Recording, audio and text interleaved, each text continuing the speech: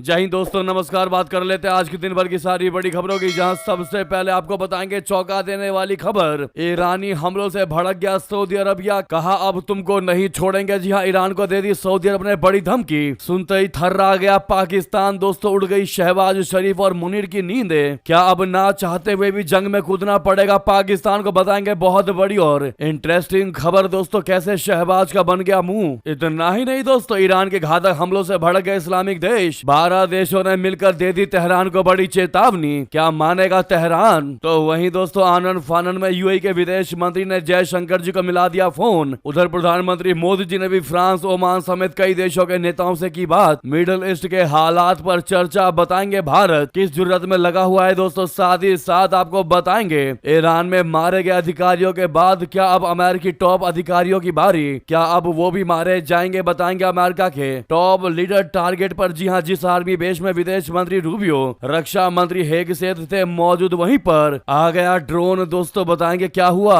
हमेशा की तरह बेहतरीन से बेहतरीन जानकारी आपको बताएंगे, बस आप वीडियो के अंत तक बने रहिएगा। और खबरों में आगे बढ़ने से पहले देश भारत की संप्रभुता अखंडता का पुरजोर समर्थन करते और मानते हैं कि वाकई में अमेरिका की सुपर पावर वाली सारी हेगड़ी निकाल दी है ईरान ने। डोनाल्ड ट्रंप का सारा दोगलापन निकाल दिया है दोस्तों। और जिस प्रकार से इस युद्ध के बीच अपना भारत निरंतर बाकी अन्य देशों के कंपेयर में आगे बढ़ रहा है, ऐसे में वीडियो को लाइक करके, चैनल को सब्सक्राइब करके, बेल आइकन दबा के कमेंट में जय हिंद अवश्य कह दीजिएगा। बात करते हैं पहली सबसे बड़ी खबर की, जहां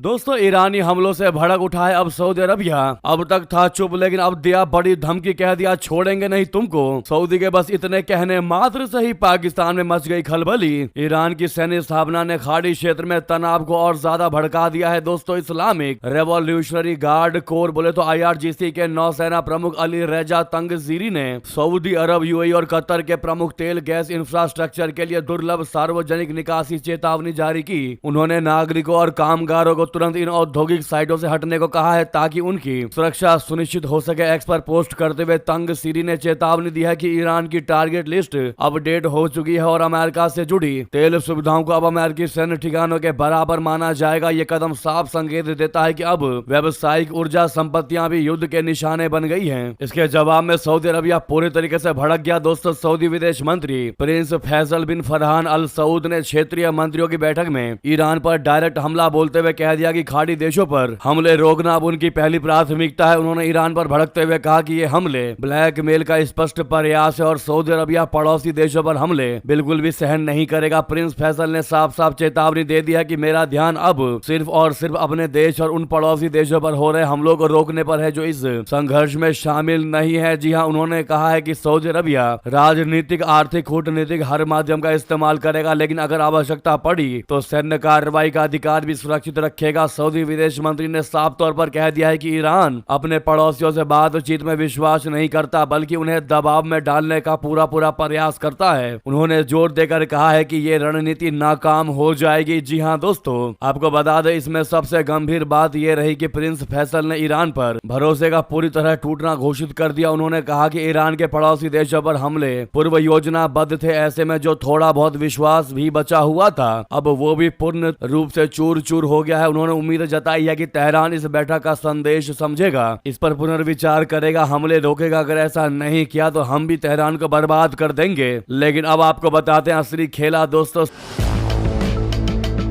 सऊदी के इस गुस्से को देखकर शहबाज शरीफ और आसिम मुनीर के पैरों तले जमीन खिसक गई। आपको बता दें, ये सऊदी का गुस्सा सिर्फ और सिर्फ शब्दों तक ही सीमित नहीं है। दोस्तों, रियाद ने स्पष्ट कर दिया है कि अगर ईरान ने हमले जारी रखे तो सैन्य जवाब दिया जाएगा। इस स्थिति ने पूरे क्षेत्र को हिलाकर नहीं बल्कि पाकिस्तान को भी हिलाकर रख दिया। पाकिस्तान को सऊदी से भी ज्यादा चिंता में डाल दिया। दोस्तों, इसकी वजह यह है कि पाकिस्तान का सऊदी अरबिया के साथ लंबे समय से मजबूत सैन्य पैक्ट रहा है। दोनों देशों के बीच रक्षा सहयोग इतना ज्यादा गहरा गया है कि पिछले कई दशकों में पाकिस्तान ने सऊदी की सुरक्षा के लिए सैनिक भेजे हैं। अब जब सऊदी अरब खुलकर सैन्य कार्रवाई की बात कर रहा है तो पाकिस्तान की धड़कनें तेज हो गई हैं। इस्लामाबाद को डर है कि अगर युद्ध बढ़ा तो उसे भी सऊदी के साथ कंधे से कंधा मिलाकर लड़ना पड़ सकता है। जी हाँ, पाकिस्तान की अर्थव्यवस्था पहले से ही संकट में है। ईरान के हमलों से तेल की कीमतें आसमान छू रही हैं, जिसका सीधा सीधा असर पाकिस्तान की आयात लागत पर पड़ रहा है। है अगर सऊदी की तरफ से सैन्य मदद का अनुरोध आया तो पाकिस्तान को न सिर्फ सैनिक भेजने पड़ेंगे बल्कि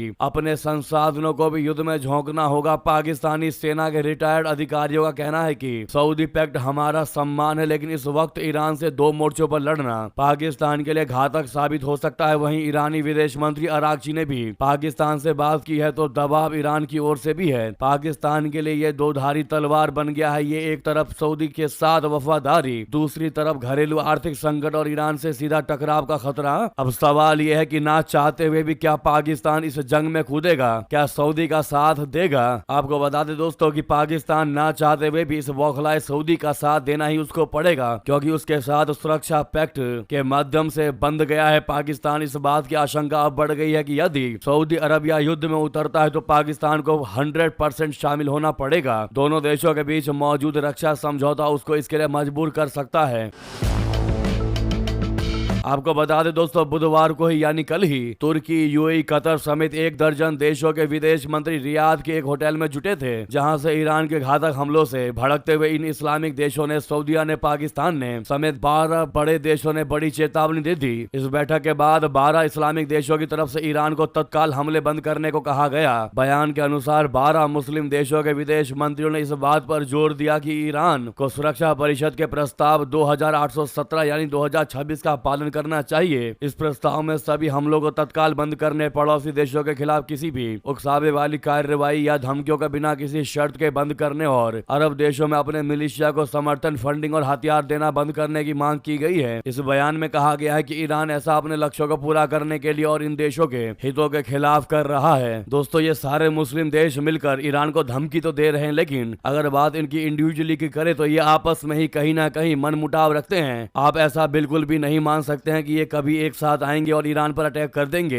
लेकिन फंस यहाँ पर पाकिस्तान गया है दोस्तों, सऊदी के साथ डील करके। ऐसे में पाकिस्तान चुप क्यों है, ये सबसे बड़े सवाल खड़े हो रहे हैं कि क्या ये गठबंधन सिर्फ और सिर्फ कागजों तक ही सीमित था। दोस्तों, पाकिस्तान अपने आप को बचाने के लिए बिना बात के अफगानिस्तान के काबुल में जबरदस्ती का अटैक कर रहा है, ताकि वो सऊदी को दिखा सके कि मैं भी व्यस्त हूँ, मैं भी वॉर में बिजी हूँ। लेकिन बात अगर सऊदी के पर्सपेक्टिव की करे तो सऊदी अरबिया ने इस समझौते में काफी निवेश किया था। इस समझौते के बदले पाकिस्तान को पैसों की बड़ी राहत दी थी। सऊदी की तरफ से पैसा तो ले लिया पाकिस्तान ने, लेकिन दोस्तों अब जब बात सऊदी की रक्षा करने की आई तो पाकिस्तान पीछे हटता दिखाई दे रहा है। अब देखना यह होगा दोस्तों कि सऊदी अगर युद्ध में उतर जाता है, एक बार भी रिटेलिएट कर देता है, तो क्या पाकिस्तान सऊदी के साथ तेहरान पर अटैक करेगा। दोस्तों, बहुत बड़ी देखने वाली बात रहेगी। इसीलिए आप सभी से रिक्वेस्ट है, अगर पहली बार इस चैनल पर आए हैं, वीडियो को फर्स्ट टाइम देख रहे हैं, तो चैनल को सब्सक्राइब जरूर कर लीजिएगा। नीचे सब्सक्राइब का बटन होगा और बेल आइकन दबाना बिल्कुल मत भूलिएगा। और सभी लोगों से रिक्वेस्ट है जो हमारे साथ हमेशा से जुड़े हुए हैं या जो नहीं जुड़े हैं, वीडियो को लाइक अवश्य करिएगा। सामने लाइक का बटन है और इस सवाल का जवाब अवश्य दीजिएगा। दोस्तों, आपको क्या लगता है, क्या सऊदी का साथ देगा, क्या जमीन स्तर पर उतरेगा पाकिस्तान? जो भी लगता हो भारी मात्रा में कमेंट कीजिएगा। साथ ही साथ उधर आपको बता दें,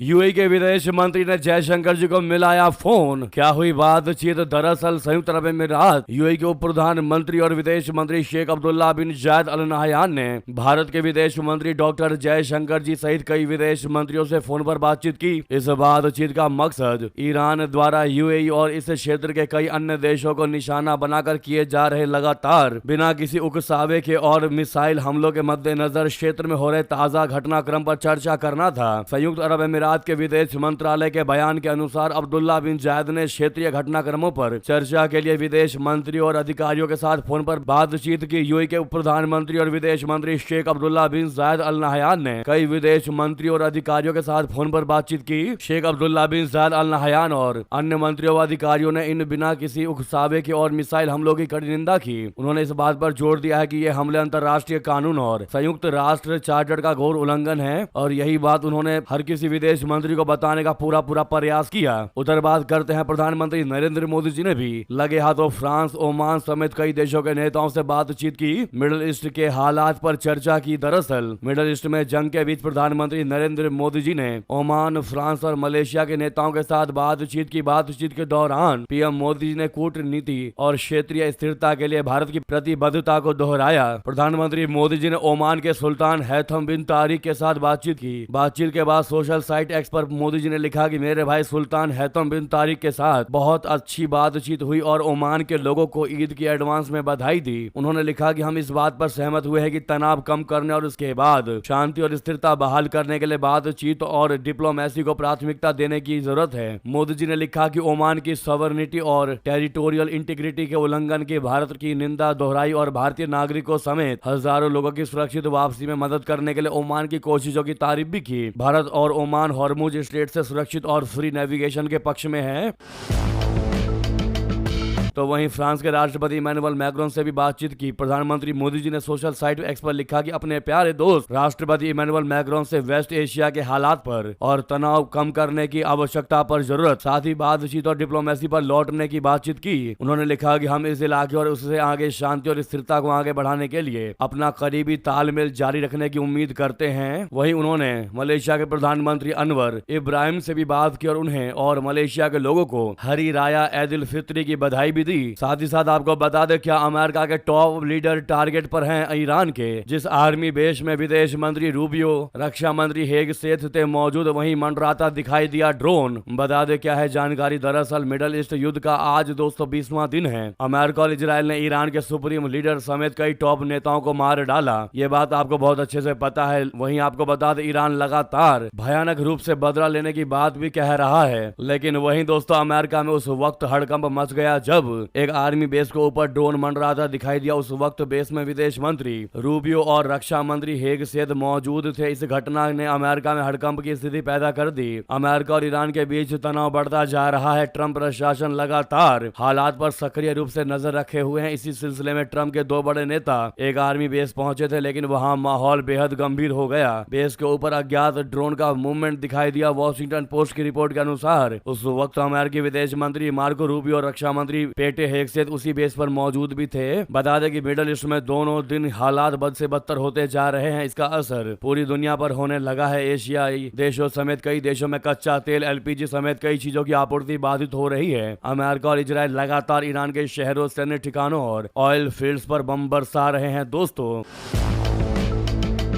तो वहीं आपको अगली बेहतरीन खबर बता दे। ओसामा बिन लादेन के बेटे हमजा को क्या अफगानिस्तान बुला रहा है? तालिबान पाकिस्तान में मच गई खलबली। जी हां, ओसामा बिन लादेन के बेटे को लेकर पाकिस्तान ने एक चौंका देने वाला दावा किया है। पाकिस्तान का कहना है कि तालिबान ओसामा के बेटे को अफगानिस्तान बुलाना चाहता है। इस खबर ने पाकिस्तान में खलबली मचा दी है। बॉर्डर पर बढ़ते तनाव के बीच पाकिस्तानी सेना की media wing inter services public relations बोले तो ISPR के महानिदेशक DG लेफ्टिनेंट जनरल अहमद शरीफ चौधरी ने अफगान प्रशासन को सख्त चेतावनी जारी कर दी है। इस पर पाकिस्तानी सेना ने क्या बोला आपको बता दें। लेफ्टिनेंट जनरल अहमद शरीफ चौधरी ने एक प्रेस कॉन्फ्रेंस में अफगानिस्तान से पनप रहे आतंकवाद पर बड़ा दावा किया। DG ISPR ने कहा कि अफगान तालिबान की दोहरी नीति अब बर्दाश्त नहीं की जाएगी। उन्होंने कहा है कि अफगानिस्तान तालिबान को यह तय करना होगा कि उन्हें TTP, अलकायदा, दाइश और BLA जैसे आतंकी संगठनों के साथ रहना है या फिर एक पड़ोसी के तौर पर पाकिस्तान के साथ। जनरल चौधरी ने कहा कि पाकिस्तान के पास इस बात के पुख्ता सबूत है कि अफगानिस्तान की धरती का इस्तेमाल लगातार पाकिस्तान और क्षेत्रीय सुरक्षा को अस्थिर करने के लिए किया जा रहा है। आतंकियों को वहां सेफ हेवन मिल रहा है। ऐसे में दोस्तों क्या ओसामा के बेटे को अफगानिस्तान बुलाना चाह रहा है तालिबान? बता दें पाकिस्तानी सेना अधिकारियों ने दावा किया कि अफगान तालिबान शासन ने सरकारी इमारतों में आतंकवादियों को छिपा रखा है। अफगान तालिबान शासन के आतंकवादी गुटों से संबंध बने हुए हैं जिनमें ओसामा बिन लादेन का एक बेटा भी शामिल है। उन्होंने कहा कि अफगान तालिबान शासन एक आतंकवादी संगठन है जिसने देश पर कब्जा कर लिया है और संयुक्त राष्ट्र भी यही बात कह रहा है। ओसामा बिन लादेन के बेटे हमजा के संपर्क में है और उन्होंने उसे अफगानिस्तान आने के लिए कहा है। जी हाँ दोस्तों, इस खबर ने वाकई में पूरे पाकिस्तान में तहलका मचा दिया है। इस पर आपका क्या कहना है? क्या है आपकी राय? अवश्य कमेंट करके बताइएगा। लगे हाथ तो वीडियो को लाइक करके चैनल को सब्सक्राइब करके बेल आइकन दबा के कमेंट में जय हिंद भी कह दीजिएगा। मिलता अगली बड़ी खबर में। बहुत बहुत धन्यवाद, बहुत बहुत आभार। जय हिंद, जय भारत।